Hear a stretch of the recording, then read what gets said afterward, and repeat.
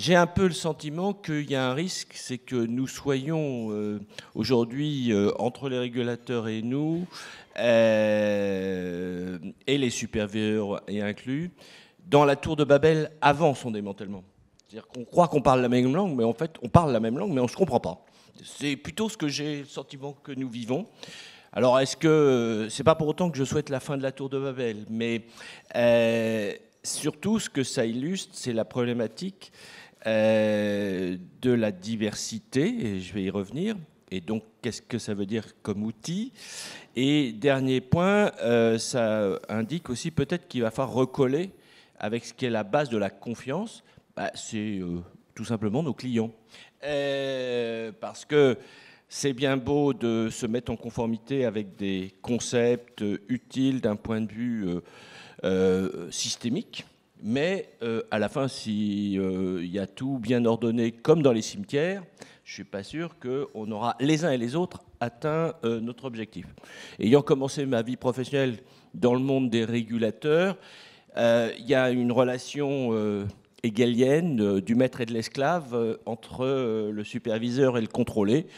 Lorsque le superviseur a tué tous les contrôlés, on lui dit on n'a plus besoin de toi. Bon, à la fin, le problème c'est qu'il n'y a plus de banque. Bon, donc il y a un moment où il faut revenir sur les enjeux d'une question démocratique, d'une question de société. Pourquoi est-ce qu'on a besoin de banques? Et ça, c'est un sujet à mes yeux clé. C'est donc celle de la question de la confiance. Et donc, méfions-nous du travers des profanes versus une élite ou un clergé, puisqu'après tout, c'est ça la logique entre profanes, c'est en face, il y a un clergé, où nous avons beaucoup de rites, mais à la fin, on ne sait pas très bien pour quel objectif nous sommes ensemble. Alors, je voudrais regarder de notre chef à nous, dans le monde des banquiers. Alors, il y a le contre-argument à tsunami réglementaire, prudentiel, se dire oui, mais arrêtez de vous plaindre. Après tout, on vous réinternalise les externalités.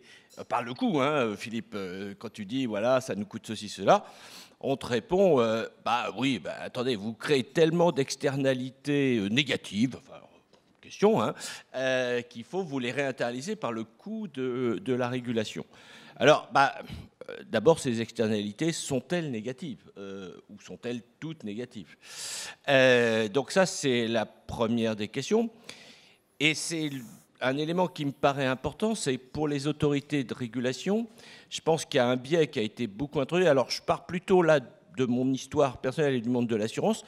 Autrefois, dans le temps jadis, dans le code des assurances, la seule finalité, c'était de protéger les intérêts des assurés, basta.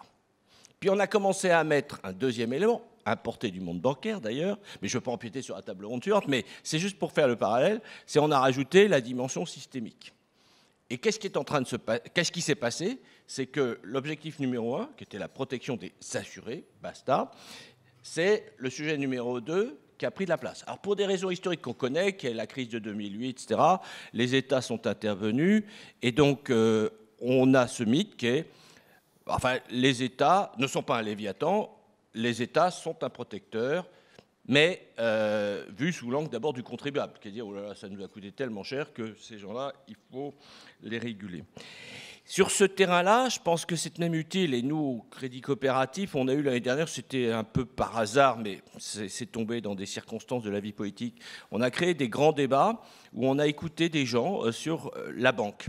Alors, premièrement, moi, ce qui en est ressorti, c'est que les gens, ils comprennent beaucoup plus ce qui se passe qu'on ne le pense. Alors oui, ça, ils sont incapables de nous expliquer les débats qu'on a, mais eux, je pense qu'il faut recentrer le débat sur ce qu'eux vivent. Hein. Donc, je vais prendre un exemple très concret qu'on a tous. Quand nous recevons avec nos relevés bancaires les magnifiques lettres incompréhensibles sur la garantie des dépôts, qui en soi un bon principe, mais vous avez tous vu, ça tient en un recto verso, etc. Qu'est-ce qu'on fait? L'immense majorité des gens le foutent à la poubelle. Et puis, il y a des gens, quand ils creusent, ils commencent à se poser des tas de questions. Alors, c'est pas pour remettre en cause la garantie des dépôts, mais et on vient sur l'intelligibilité, mais avant même de la loi, enfin, ou avec la loi, déjà de la communication. Moi, j'aime bien quand on nous refait tous nos projets de lettres. Enfin, je ne m'en prends à aucune autorité régulatrice. Mais honnêtement, ça devient de plus en plus volumineux et de plus en plus incompréhensible. Récemment, je suis allé faire, parce que ma conseillère fait bien son travail, je suis allé refaire un coup de KYC dans ma banque. Une grande banque, voilà. Et elle m'a dit, oh, bah, au moins avec vous c'est agréable parce que vous connaissez le truc, ça va vite, ça va vite, ça a pris 1 heure et demie. Hein. Bon, ok. Donc, alors, ce que je présume, c'est que le plus commun des mortels, bah, à la fin, il dit au conseiller, j'en sais rien, alors, ou bien mettez que je sais rien, que je sais rien, que je sais rien. Ou bien, bah, je sais pas, dites-moi ce qu'il faut que je dise, parce que honnêtement, un tracker, c'est quoi, de quoi ils me parlent, ces gens-là, enfin bon.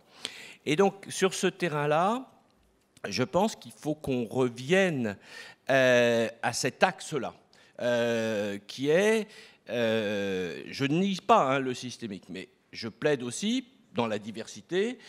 Bon, oui, je pense que les postulats implicites du système européen, c'est une banque, ça ne fait pas faillite. Qu'est-ce que ça veut dire en matière d'axe de perception et de vision par le consommateur, le client, l'usager? Et donc, sur ce terrain-là, mais j'y reviendrai plus tard sans doute, c'est de nous-mêmes nous regarder. C'est-à-dire qu'il faut peut-être sortir hein, de cette dialectique maître-esclave dont je parlais tout à l'heure pour regarder par nous-mêmes les progrès qu'on pourrait proposer, faire, etc. Je crois beaucoup à la voie du discernement, mais j'y reviendrai. C'est toujours utile.